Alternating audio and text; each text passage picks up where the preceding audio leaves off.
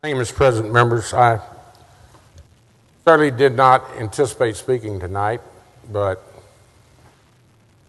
I'm moved by Senator Betancourt's passion. Paul, not everyone gets to enjoy you on the radio in Houston like I do. So much of what you've said, I'm very familiar, and you actually have gotten some of that information from the Lieutenant Governor before he was a Lieutenant Governor or Senator. It's been a dominant issue in the Houston area for years, as it is, I'm certain, across Texas. I'm struck by the passion, and it's my belief we probably shouldn't stop tonight, Mr. President.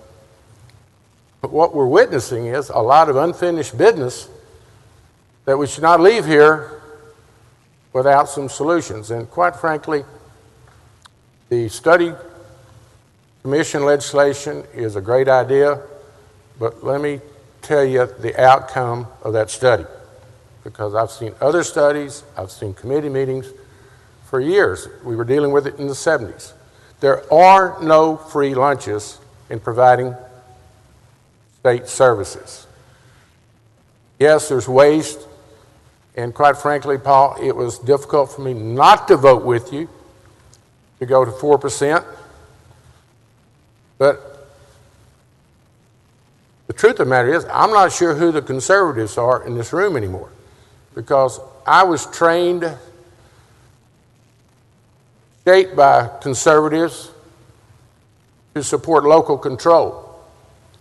I understand local control gets out of control, and all I have to do is look at our local community where, without a vote of the people, in fact, a vote of the people not to spend money on refurbishing the Astrodome, we've got county government going to spend $100 million, and that'll only be the first $100 million. Then it'll go to $200 million after a bond election of the public voting down that concept. Now they're going to do it anyway. So they obviously, Mr. President, have money to waste at Harris County government.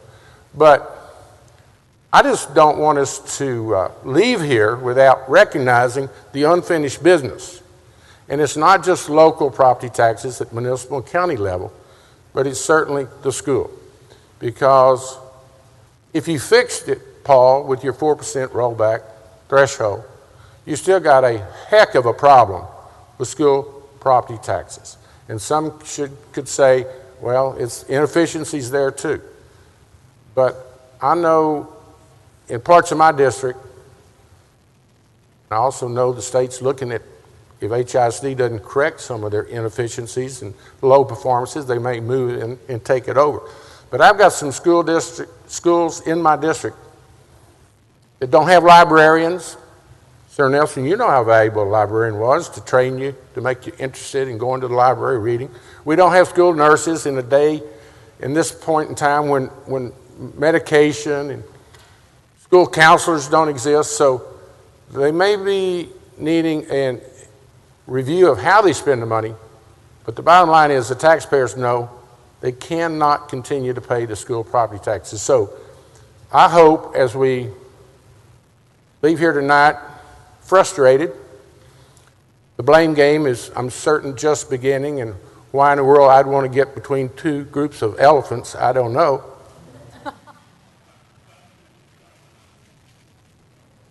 But the bottom line is, if you do your rollback on local, county, city, in violation of one of the more fundamental conservative principles of local control, which I learned down here, you still got a huge problem of school taxes. And I will say, and I'm prepared to vote for, and in a Republican section of my district, the Memorial Spring Branch area, when we had our last study group about state revenue that John Sharp chaired, and the first thing that the Governor Perry asked him to do, take off the income tax, that's not an option.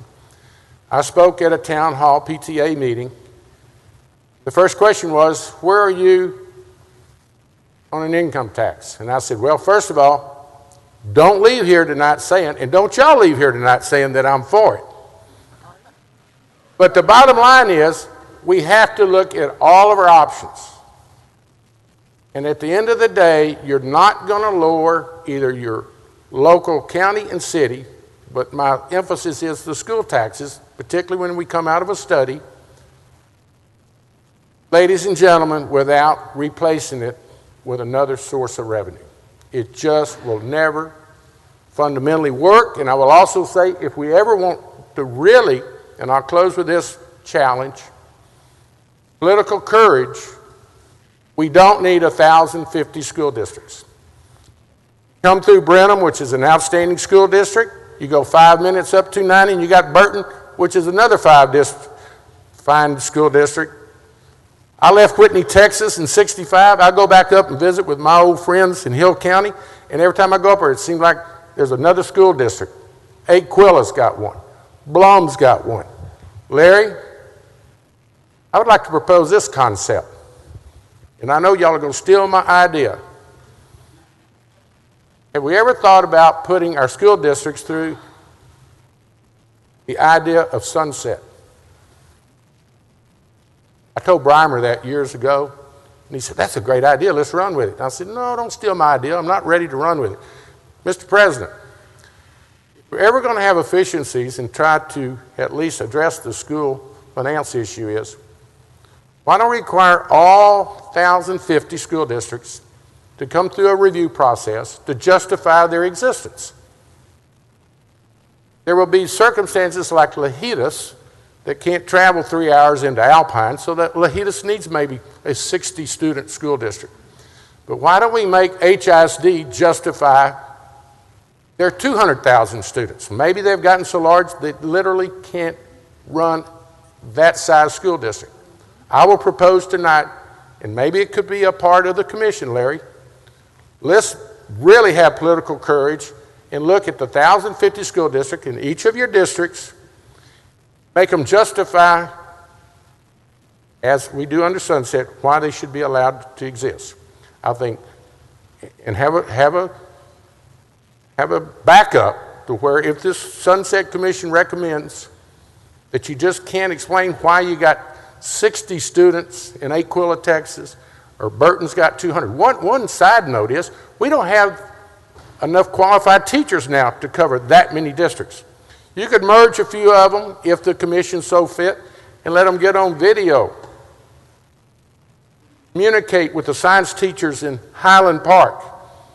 Alpine could use Highland Park's science teachers or certified math teachers. Royce, if HISD is short of certified math teachers, let them use Summer Spring Branches or Katie's or Cypress Fairbanks. Anyway, as I said when I stood up, I did not plan to talk tonight. I am glad I stood because I hope I'm giving you some provocative ideas.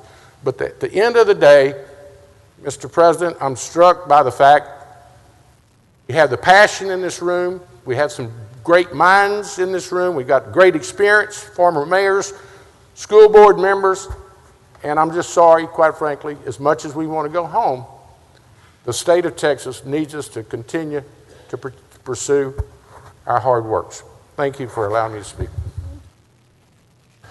You know, I asked you once, Senator, if you'd ever been on education, if you'd like to be, and you said you've never been on, and it sounds like you're making a pitch to be on education next session, it sounds to me. Suddenly he can't hear. I didn't hear you, but the answer is no. Well, you may not. But one last thing, and I really mean this, and I've said this to a group of senators at dinner about 6 years ago. I think maybe the Supreme Court or someone that accepted the case. And I could name the senators, L. Taft, Governor Dewhurst. A group of us were having dinners at Three Forks. We were discussing, what are we going to do about education? It's fixing to be declared unconstitutional, we believe. I made a proposal, and it's just strictly country logic from Hill County. We ought to attempt to play like we just landed from Mars, Larry. Don't worry about the employee groups, which I'm very committed to and work closely with. Don't listen to the administrators, which several senators at the table listen to. Why don't we play like, Mr. President, we just landed from Mars and just start from scratch. What would you want your school system to look like? Obviously, some of the school employee groups are going to have to give up some of their protections. And I'm one that gives them those protections. The administrators are going to have to get more realistic about their expenditures, but if you will start, Larry, with your study group and your appointments, Mr. President, like you just landed from Mars with no preconceived notions, no labor laws, no administration protections, the biggest salaries in most of our communities are the superintendents, probably some of the most influential political forces. That's the reason we never get to the merger concept. If we will act like we just landed from Mars, what would we want our school district to look like? I promise you we'll come out with a pretty good model.